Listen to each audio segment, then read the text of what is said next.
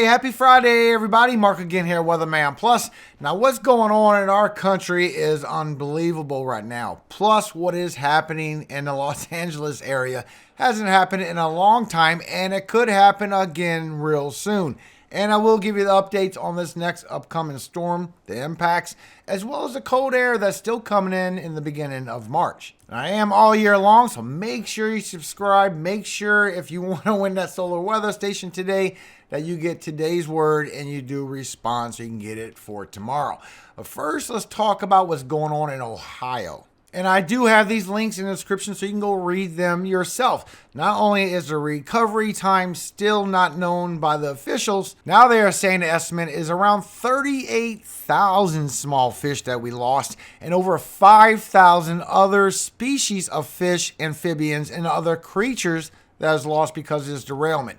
The only response they have is that they don't believe that any of them is endangered or threatened species. Which don't matter because you're still killing the animals in the area because of this toxic chemicals. Just because they're not endangered species should not even be a factor. But now they're transporting all the toxic water towards Texas. Now remember, you can go down and listen to all this in the links in the description. This is a judge, this is by Associated Press. She is stating she don't know why you're bringing all this toxic water all the way down to Texas when there's other plants that could treat this water real close, like Michigan, instead of bringing it all the way down to Texas. She's very concerned about another spill by mistake that could happen, and it could affect the workers as they're trying to transport this. She's questioning whether this is a safe option. But what I'm also told is there are very few wells that accept hazardous commercial waste. I'm told around 10. So yes, Harris County is one of the very few places that can store these materials. What that means is this isn't as routine as we're talking about a little bit, but it also means that perhaps it makes sense it's coming all the way over here. However, I'm told there's a facility in Romulus, Michigan, and there's one in Vickery, Ohio, that could also take these materials.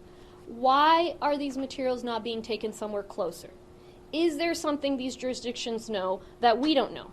We need to know what precautions are being taken as those materials are transported, be it by rail or be it by truck. What precautions are being taken at the site of the well? The last thing I want is for our community, or one of the many, many communities between Ohio and Harris County, Texas, to be the next place where there's an accident with materials from this derailment. They even have videos coming out now of foxes and raccoons that are obviously sick from these toxins, guys. This is a very dangerous impact on all the animals in the area, not to mention the people. Plus more weather news. The power outages has skyrocketed even higher. California, you're now at 115,000 without power. We have Illinois at 20,000. Still power outages in the Northeast. But Michigan is at 700,000. They were around 800, a little above 800, so it is getting better. But now they're saying maybe you won't get fully restored all the way until Sunday. So I have this link in the description for you so you can go see the power outages that's going on in Michigan if any of you up there can hear me, because y'all have those power outages. But this will let you know of the response team of when this power is going to be restored. And they do have it all the way possibly by Sunday, and maybe all the way until Monday before it's fully restored. Plus, the California winter storm going on is still bringing a lot of high winds and bringing blizzard conditions towards the LA area and the surrounding areas. Matter of fact, they had a tornado yesterday that was not part of a supercell, but they did have downed trees, and the radar environmental conditions indicated that damage was most likely from a non-supercell tornado. And this is going on all day for today. It's also going to be a little more southern for tomorrow, still bringing a lot of snowpack, a lot of rainfall, flash flooding as that goes in Arizona towards Sunday, and y'all get that next system moving in that is bringing a lot of snowfall. Matter of fact, the last time the Los Angeles County area had a blizzard warning was in 1989. Plus, the winter storm that blew through California in 1989 was on February 4th, and it was the fifth major snowstorm to hit the LA area since 1932 during the Great Depression. More than 30 years have passed since the mountains of Los Angeles and Ventura counties were under a blizzard warning. Plus, that winter storm in 1989 brought snow from Malibu to Palm Springs, a big blizzard.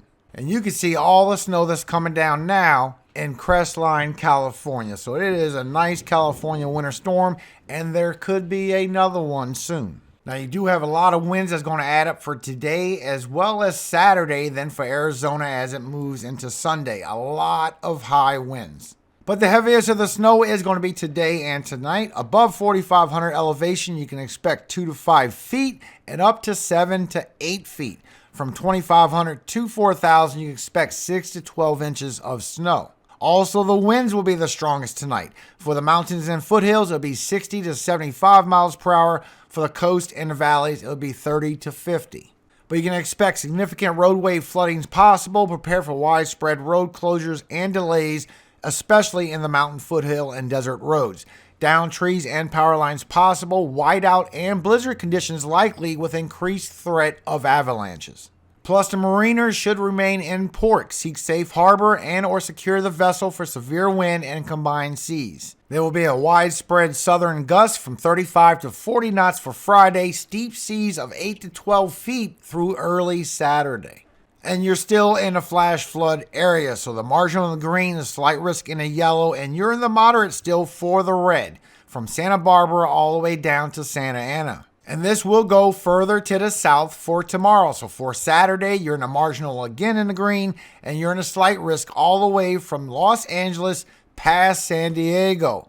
A lot of flash flooding coming y'all way. And so far, just in the next 48 hours, HRRR picks up over 5 inches for Santa Clarita, and it is going to be snow. It's just not going to be all snow. You could get a couple of inches, so there is going to be a lot of rain accumulation. Over 4 inches for Gorman, getting down to LA, over 2 inches as you go all the way down towards San Diego. Just for the next 2 days, it could add up to a little bit more for one more day.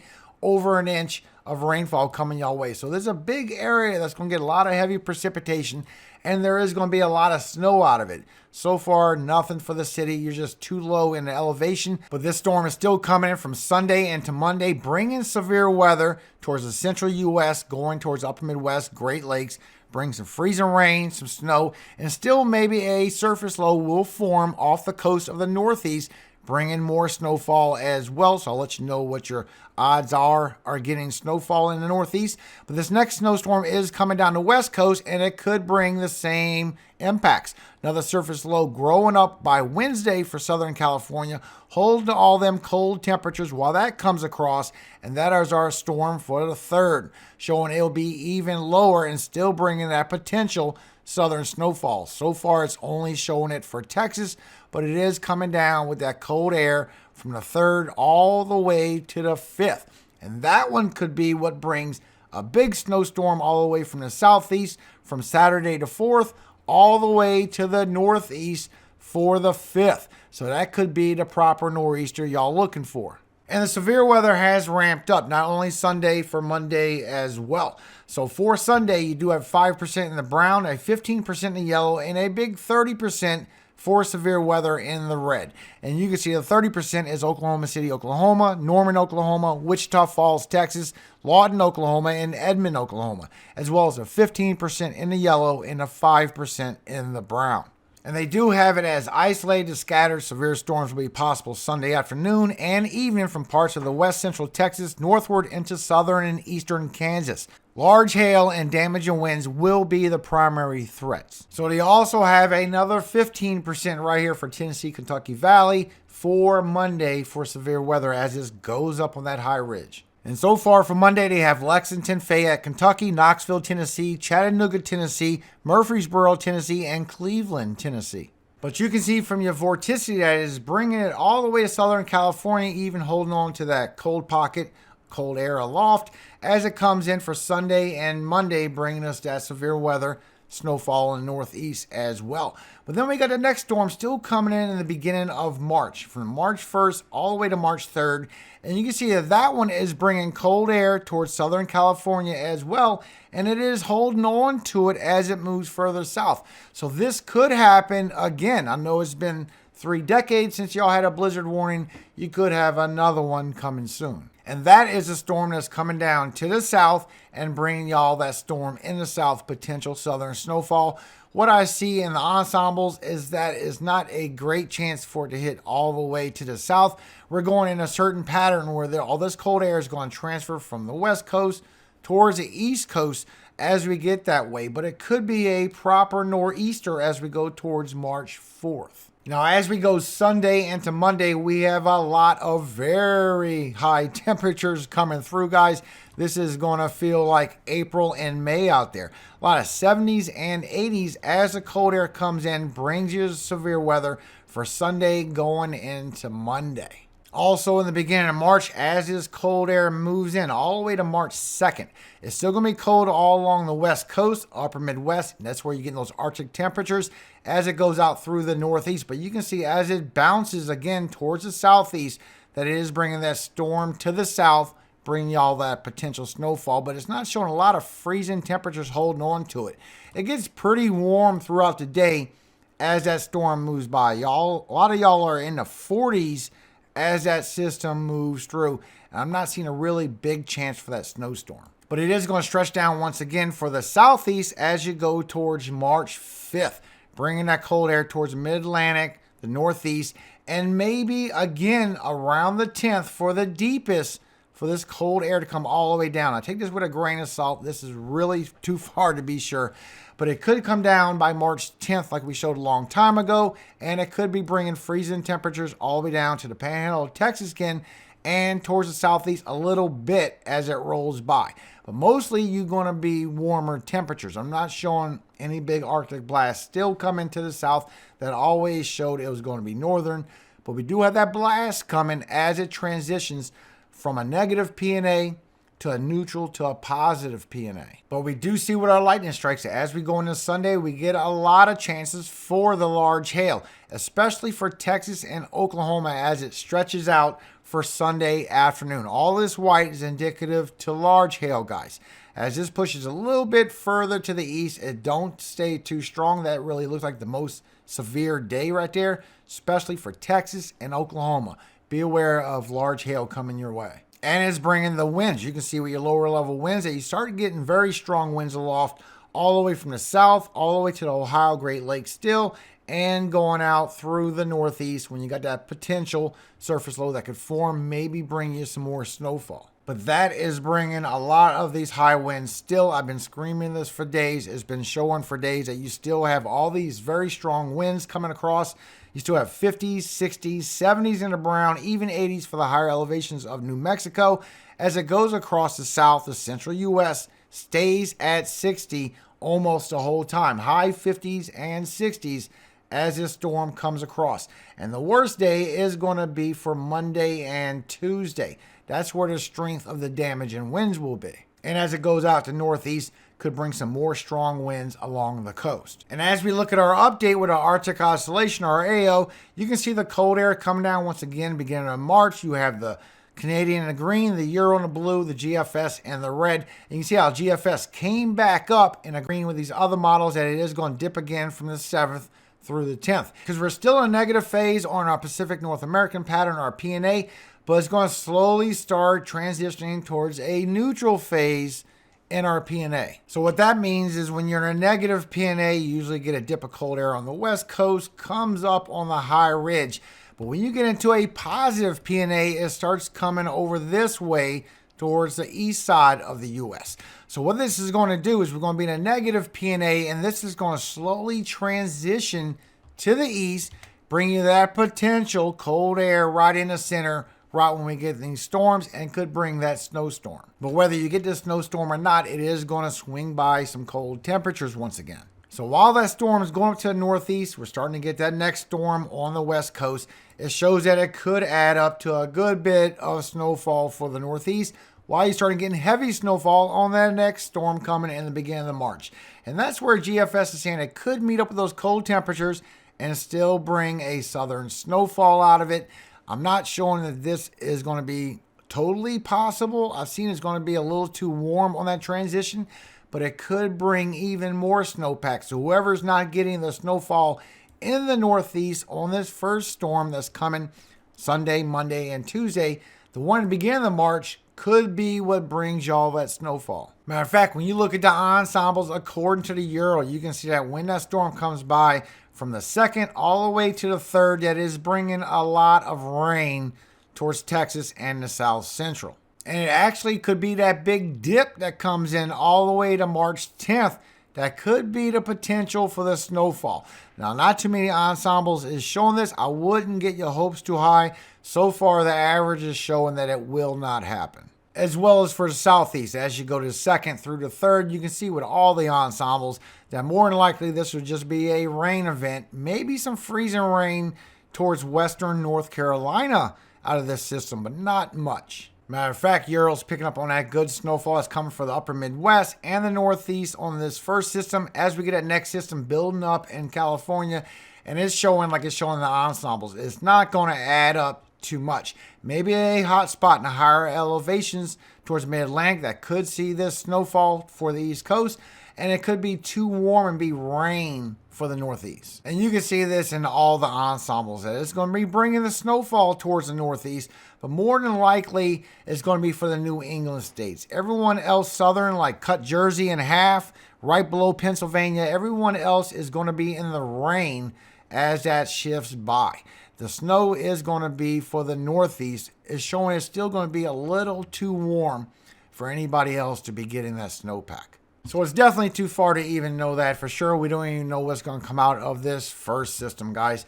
But when you look at the long range for the Euro, the ensemble prediction system, not only is it still showing that cold air coming down all the way from March 5th, all the way almost to the 15th, that we could have another one in the beginning of April. Like our spring isn't going to start until the end of April. Now remember, we are giving away another one of these solar weather stations for today. So if you want to be eligible to win this, make sure you're a subscriber, make sure you hit the like button, and make sure you put the comment Weatherman in the comments.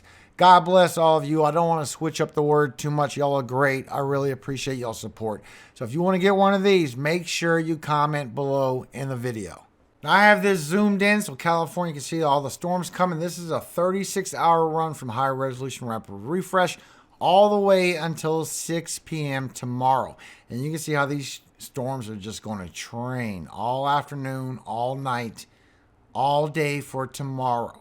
It's going to be a long event on these storms. So God bless all of you. Please prepare for more power outages, especially with those high winds. And it is Friday, and I want to read to you today Psalm 49. Hear this, all ye people, give ear, all ye inhabitants of the world, both low and high, rich and poor, together. My mouth shall speak of wisdom, and the meditation of my heart shall be of understanding. I will incline mine ear to a parable. I will open my dark saying upon the harp. Wherefore should I fear in the days of evil, when the iniquity of my heel shall compass me about?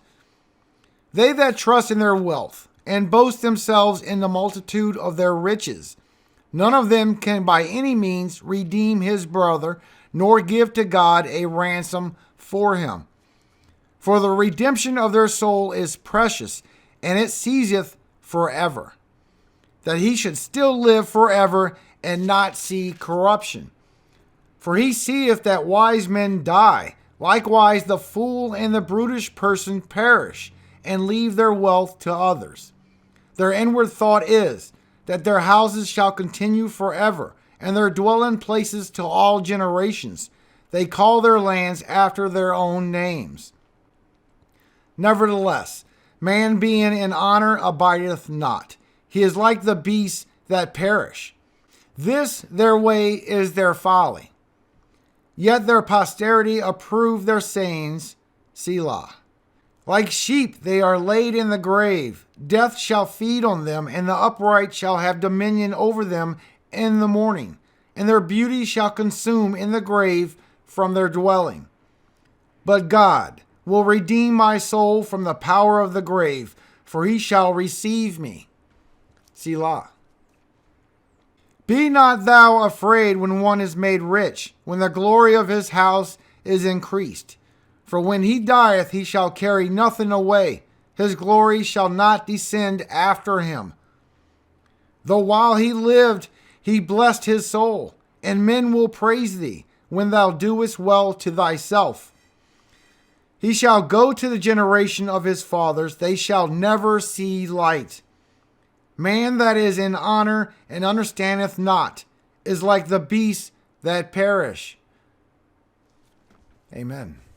Thank you so much for your time today. God bless you and your families. Happy Friday to everyone. Good Shabbos to all my people that takes Sabbath. If you've never been here before, I upload every single day, just not from Friday to sundown Saturday. That is Sabbath. If there is lives at risk, of course, I will upload.